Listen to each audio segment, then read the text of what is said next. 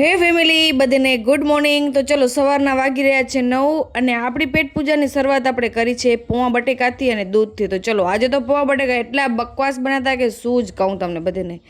ઘરના થોડા ઘણા કામકાજ પતાવી કે આજે કોઈ પાસે કાંઈ કામ નથી લાગતું તો એવું લાગે કે આ સેતુના ઝાડ ઉપર ભાભી ચડ્યા હતા, તનુ ભાભી। તો જો ઘરમાં છે ને સેતુનું ઝાડ છે તો એની તો મજા તો કાંઈક અલગ જ છે, શું જ કહું તમને, કેમ કે નસીબથી ઉગ્યો છે આ ઝાડ। અને બસ પછી બધાએ સેતુર તોડી બોડીને આવતા વર્ષે તો એટલા સરસ મજાના સેતુર આવશે ને કે હું તમને શું કહું। તમે આને શું કહો છો ને સેતુરને એ મને આજે કમેન્ટમાં કહેજો। આજે પતિદેવ ઓચિતાના મને 1 વાગે કોલ કર્યો કે દિયા હું ઘરે જમવા આવીશ। એક તો ઓલરેડી મને કાંઈ સૂચતું નહોતું કે હું શું જમવાનું બનાવું। મેં ડુંગળી બટેકાનું શાક બનાવ્યું હતું, પછી આજુબાજુમાં જે અમારા જે અમે દેરાણી જેઠાણી રહી છે ને થોડું થોડું મેનેજમેન્ટ કરીને જમવાનું પૂરું કર્યું।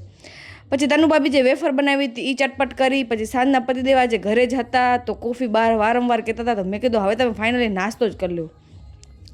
અને રાતના ડિનરમાં હતો આજે ખારી ભાત, રોટલી અને ફુલાવરનું શાક જે તનુભાભી બનાવ્યું હતું। તો ચલો કાલે મળીએ, રાધે રાધે।